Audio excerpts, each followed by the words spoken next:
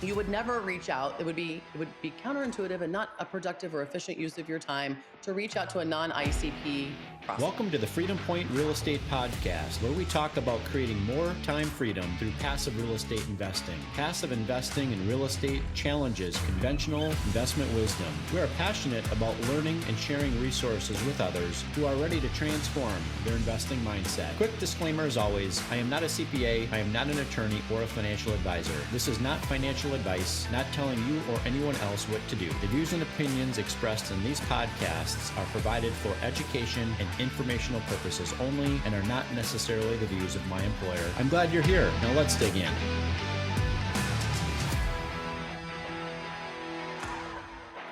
All right, welcome back, Freedom Point podcast listeners. Thank you again for jumping into yet another episode of the Freedom Point. I'm so glad you're here with us again today. I've got another amazing guest, Kristi Jones. Kristi, welcome to the show. Thank you so much for having me. I'm very excited about our conversation today. I am as well. And just for my listening audience to know and understand, we're going to pivot a little bit from talking about purely real estate investing and alternative investing. And we're going to talk about something that is uber important, and that is selling. Okay. I was once told when I was in high school that nothing happens until somebody sells something. And that's really lived on with me throughout the course of my personal and professional journey. A little bit about Kristi. She's the author of Selling Your Way In, is a speaker, a coach, and a sales consultant that helps companies drive more revenue from their sales and customer success teams. All that said, Kristi, would love for you to unpack a little bit more about you, your journey, what you're focused on today, how you help others, etc. Sure. As you noted, I grew up in an entrepreneurial family. We owned a Coldwell Banker franchise. So I do have a little bit. I say I got my real estate license vicariously through my parents at the kitchen table. So, I came from my dad and my mom did not start out as owners of a Coldwell Banker franchise. My dad was working as a mid-level manager for the United Telephone Company. We were stationed, as I say, in really small, not so convenient towns in the Midwest. And my mom was an English and Spanish teacher, so she taught the high school secondary ed. And we did not start out as doing any of this. But when I back in like the early '80s, my dad decided to go into business with his brother, who at that point owned a Century 21 office. As a teacher, my mother was relocatable and found a new teaching opportunity in Topeka, Kansas, where we had moved from the western side of Kansas. And over the years, at some point, my mother got her real estate license over one of those summer breaks, spent one more year teaching, and then got out of that business entirely. So it was definitely a on the job training for what my brother and I eventually went into. So I, as a sales leader, and he is a very successful individual contributor. And so, really, I say everything was really modeled. There were not, we had educational expectations, but in general, my parents didn't put a lot of pressure on us to be top performers in school or go to Ivy League colleges. In general, I think it was just sort of like be the best person you can be. And there was a lot of financial education along the way. As I mentioned in my book, there was complete financial transparency in my house. We knew when my dad was and wasn't taking a salary so he could make payroll of his employees. We knew what my mother's commission checks were. We knew what her quarterly taxes were. We knew what we paid, what we as a family paid for houses and cars and vacations. Like there really wasn't anything that was off limits. And so we had a very unique upbringing. Of course, you don't know what you don't know. So you assume that everyone's talking about money at the kitchen table until at some time your parent says, you can't talk about this outside of the house. And I'm like, oh, because it's such a, transparent topic. And so I had really told anybody who would listen that I had no interest in owning my own company. I had seen the building that we owned for the Century 21 office at the time caught fire. We had an employee steal from us. My dad had bypass surgery at 53. I think we're going to attribute some of that to real estate stress. We'll attribute the other to smoking. So, I mean, I thought, and then real estate's just kind of a shitty business. Like the hours are awful, right? I mean, you're working when everyone else is not working, right? Everybody wants to see houses at nights and weekends. And so the schedule, I waited tables through high school and college, and I thought that schedule was bad, but real estate schedule seemed worse.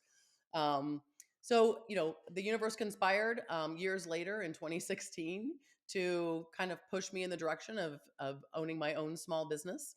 And I spend my time, I have grown up, I grew up in the retail industry for the first 8 years out of college. And then in 2000, I began working as a sales leader for my first SaaS software company. It was privately owned and not VC backed. But over time, I began working for VC backed SaaS B2B companies. And I say I got the VC backed bug. And I loved working in that fast-paced environment with really smart people. Handled the pressure and liked the pressure that came with that. And then in 2016, as a result of me losing my job and going to look for my next one, a bunch of things happened. And like I said, the universe conspired to put an opportunity to own my own business and be a sales consultant for other VC backed B2B SaaS startups. And so since 2016, I have been helping founders across the country and the world formalize their processes, hire their first sales professionals, executive coach them if they're still doing founder led selling. But I say I live in the 0 to 5 million world, and I love that. I love working in that type of the life stage that they're in, and helping them get to the point where they can have their own full time sales leader and a robust team. Yeah, that makes total sense. I appreciate that background, Kristi. And a lot of your story does resonate with me. I grew up in a home full of entrepreneurs, and I was a byproduct of the 1980s, a latchkey kid, kind of left up to my own Yes. my own devices. Right? Parents never knew where I was half the time. But one thing was for sure, and that is there was a high level of financial transparency. Right? I knew what my dad's quotas were that he had to hit in order to be able to bring home that next commission check, that next bonus check, because I knew that our family vacations were dependent, upon him, hitting his goals and objectives. So certainly resonate with that in a big way. Would love to maybe have you talk a little bit more about your book that you published, Mhm. Selling Your Way In. I know it's garnered a lot of attention in the sales world. What really inspired you to write that book, and what do you hope that readers take away from it? Yeah, I mean, as someone who walks into, small businesses and, to help over and over and over throughout the year, a lot of times I saw a pattern emerging. One, a lot of times founders were mishiring, right? They weren't putting the right people in the right seats. But I started to give equal amount of blame to the candidates who became employees, because if you don't know yourself or what your sales superpower or secret weapons are, then you may apply for the wrong job. And so when I started to really have the pleasure of spending time with top 10 percenters, as I call them, I realized that they're doing things differently, right? They treat their career differently. What they're doing outside of 9 to 5, Monday through Friday, is different.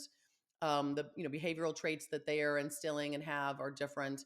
And so what I decided I really wanted to write, because there's a lot of people out there writing how-to books, right? And there are a lot of great authors out there and great consultants that have a how to negotiate, how to handle objections, how to build pipeline. There's a lot of how-tos out there, and I didn't think I really had a lot to add to that conversation. But what I did want to offer up was an opportunity for salespeople to get to the top 10% by picking the right sales role in the right industry, selling the right thing, working for the right company, and the right sales leader.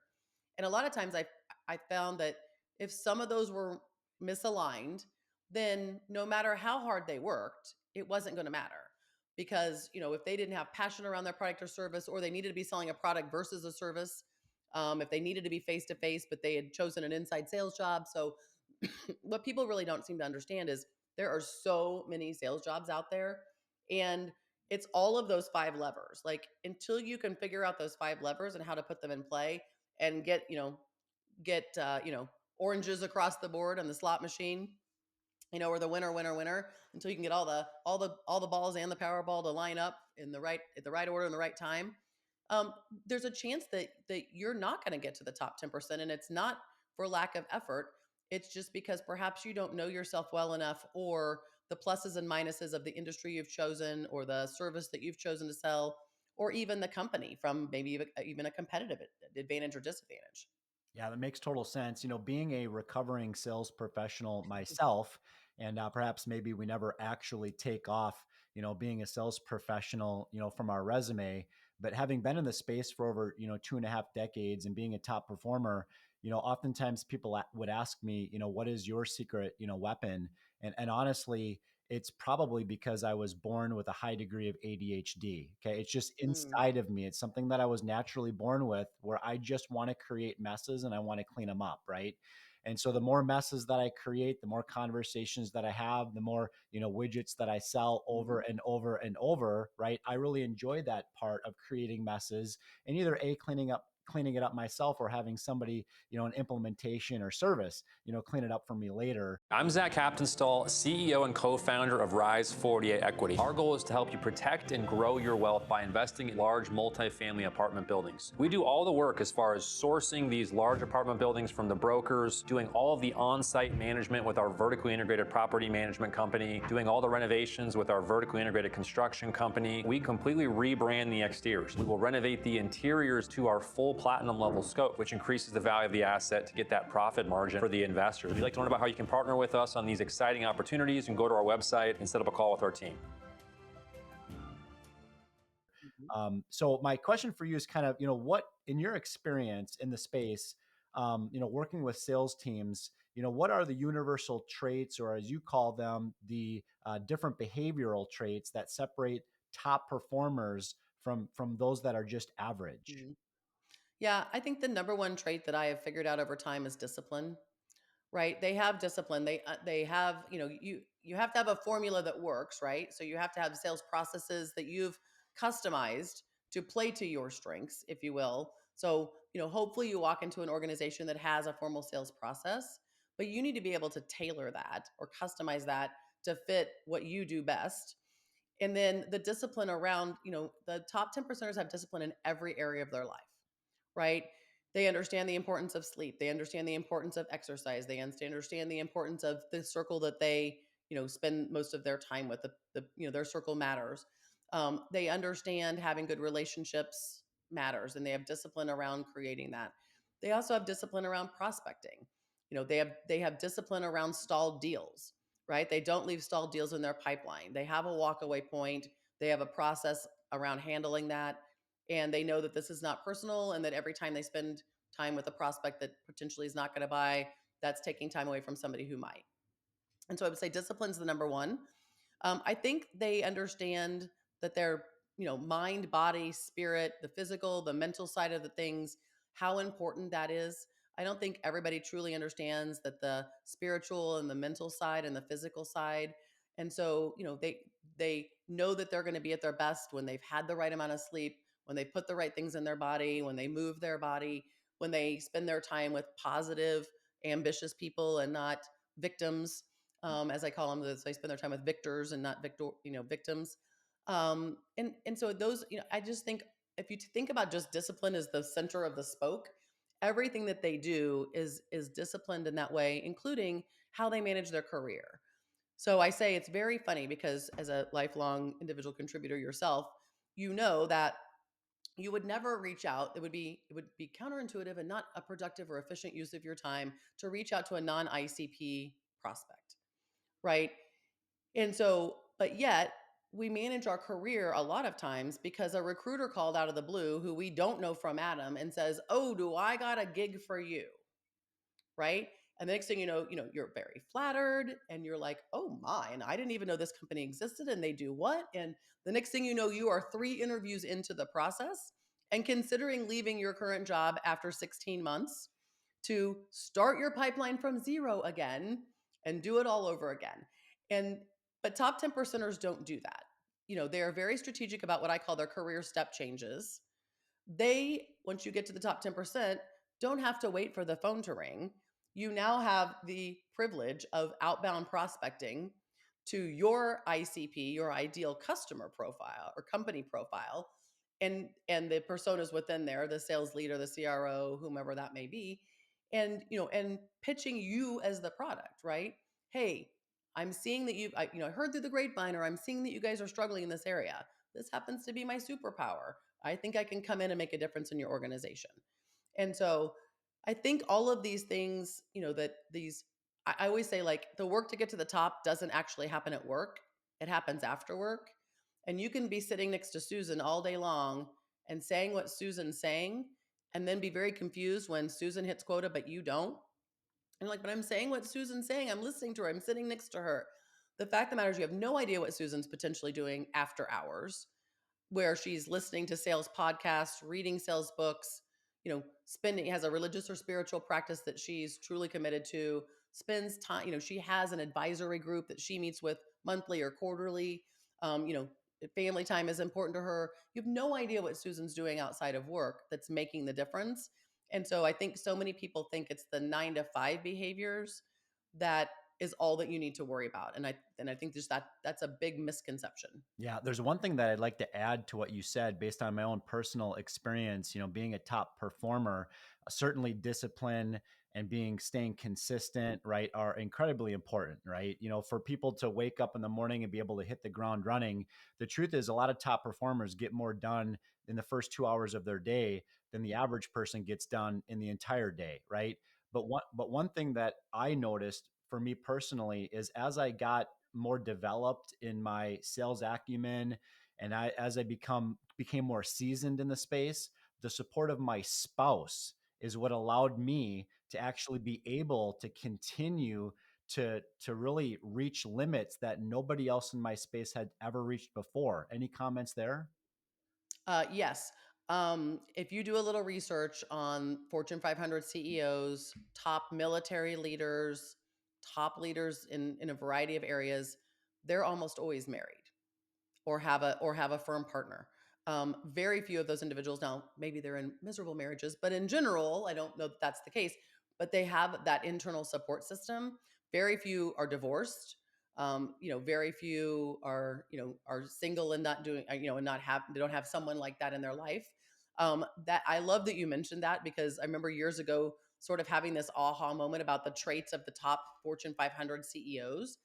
And they start their day with like they don't exercise at night because that never gets done, right? They do it in the morning. They reduce the number of decisions they have to make. I mean, I love the fact that Barack Obama, when he was, but even before he was president, but like every suit, like he had the same suit, like his whole closet was filled with the same color suit. And now the only decision you had to make, and white shirts. So now the only decision you have to make is tie. Right. And again, those of us who I'm sort of a creature of habit. I either have yogurt or cottage cheese for breakfast. I don't have to really spend a lot of time thinking about it. If I've got more time on the weekend, perhaps, I'll make myself a homemade egg McMuffin. But in general, like I have yogurt or cottage cheese. And so I got a 50-50 shot when I open the refrigerator of feeling either savory or sweet. Yeah. So I think that, you know, that type of it really is something that is very clear, and the data doesn't lie, and it's very clear that having that person with you and sustainable, a good healthy relationship, non-dysfunctional, a healthy relationship over time, you know is definitely an important characteristic. Yep. So we talked about discipline and staying consistent and the impact of a spouse, right? But let's talk about the mental side of sales. How do mindset and psychology influence sales performance, and what strategies do you recommend to build a resilient, winning mindset? hmm that affects all performance, right? Whether that be Mick Jagger, at you know, Madison Square Garden, whether that be LeBron, whoever that is, everybody, everybody's mental side of things can really make or break the career. As growing up as an athlete, I remember very vividly, when I learned about visualization. And I learned about visualization because I played competitive racquetball, and my coach blindfolded me during practice one night and asked me to hit a can that he'd placed at the front wall. So he was asking me to toss a ball, make contact with the ball, and hit this little itty bitty target that he'd placed at the front of the wall. And I was like, gave him the side eye. And he's like, first off, he's like, rely on muscle memory, right? So in sales, I call it mental memory. If this happens, then you do this. Again, reducing the number of choices every day. This is how I handle these situations. I do this, as long as the successful outcome is there. So, visualization, positive self-talk. I now play competitive tennis on a tennis league. And when I get on the court, I have two mantras, win this point and you're the winner.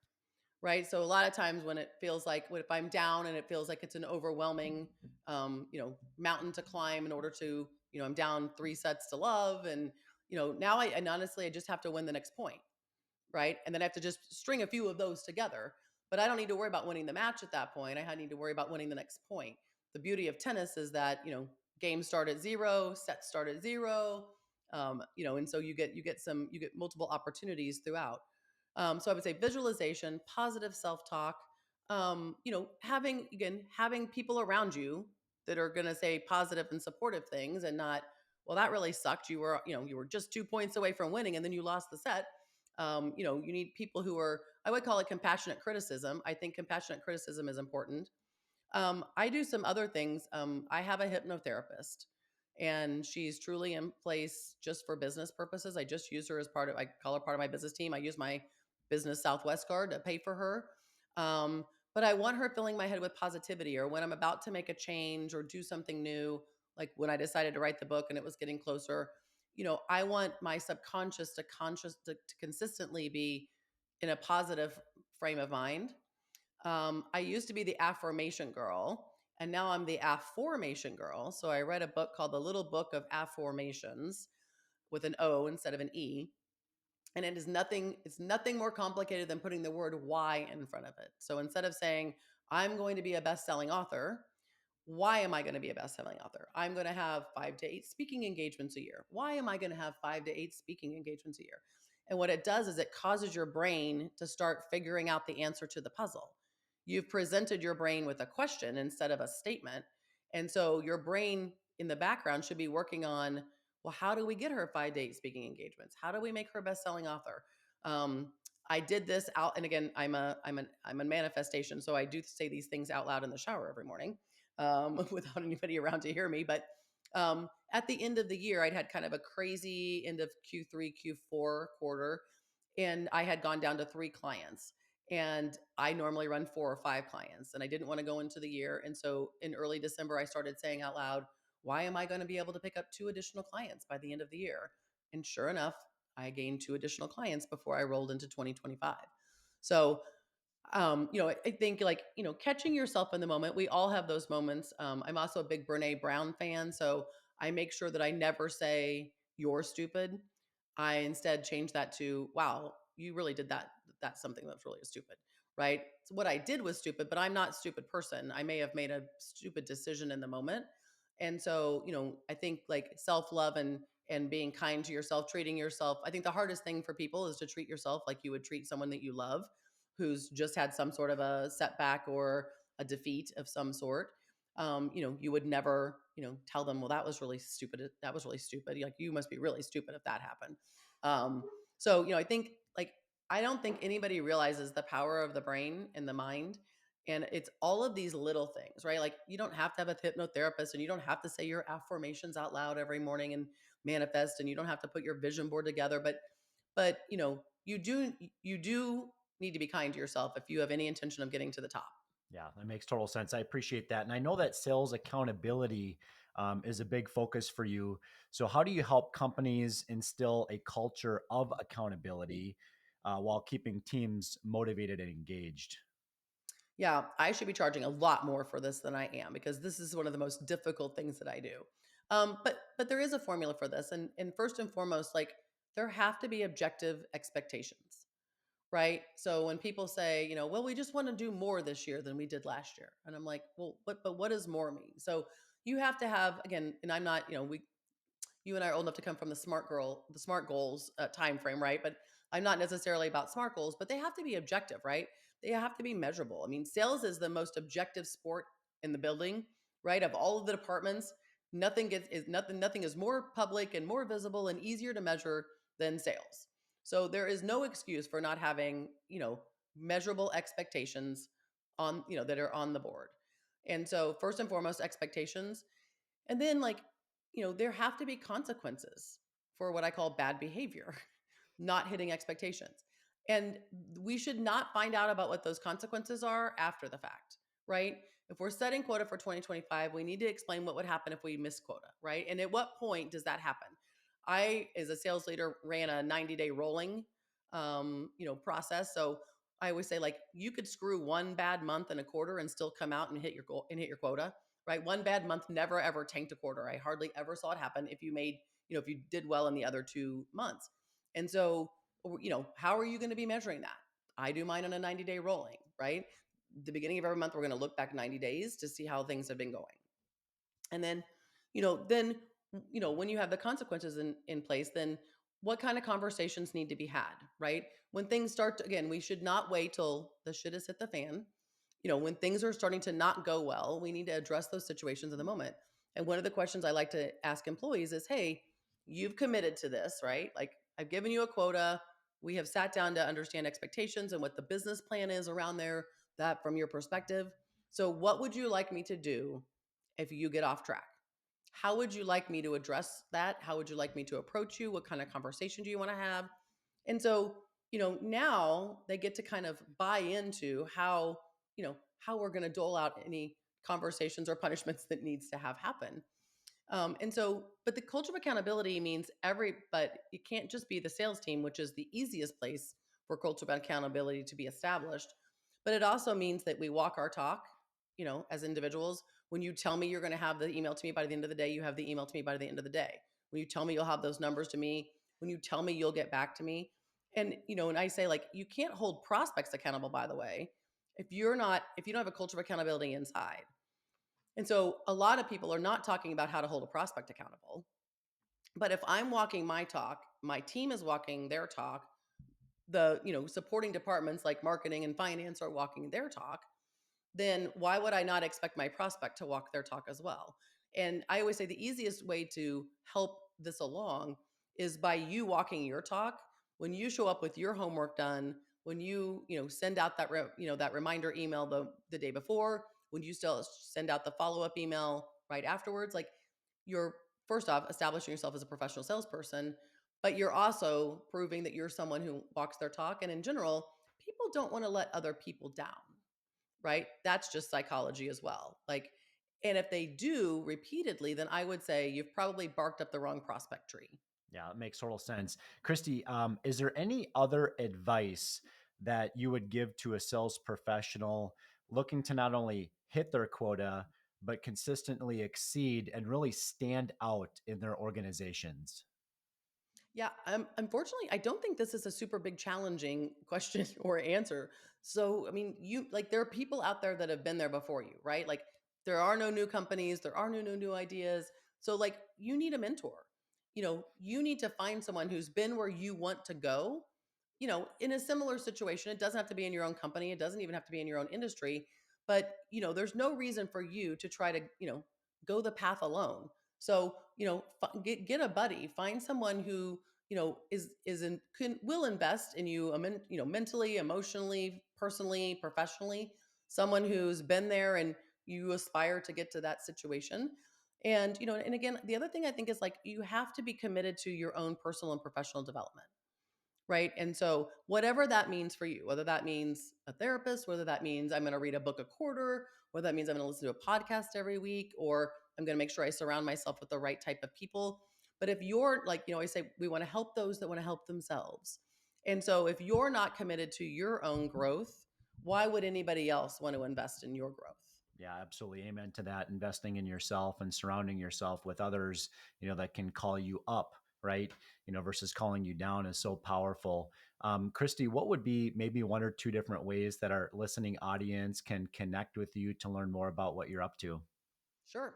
I love it when you connect with me on LinkedIn after you've heard the podcast. And I love for you to share with me your one takeaway, the one thing that really resonated with you that maybe you're going to implement. And then if you're interested in getting the book, you can go to sellingyourwayin.com and it will point you in the right direction. That's perfect. Well, we'll put those links in the show notes for the episode. Kristi, really appreciate the tremendous value that you've brought our listening audience today. Thank you, Jeremy. Thanks so much for having me on. I enjoyed our conversation. Absolutely. And listening audience, thank you again for joining another episode of The Freedom Point. We look forward to having you join us on the next episode. Thank you for hanging out with us today and for listening to the Freedom Point podcast, powered by Starting Point Capital. This show is for entertainment purposes only. Nothing said on this show should be considered financial advice. Before making any financial decision, please consult with a professional. This show is copyrighted by the Freedom Point podcast. Written permissions must be granted before syndication or rebroadcasting. If you're interested in connecting, you can find contact information at startingpointcapital.com.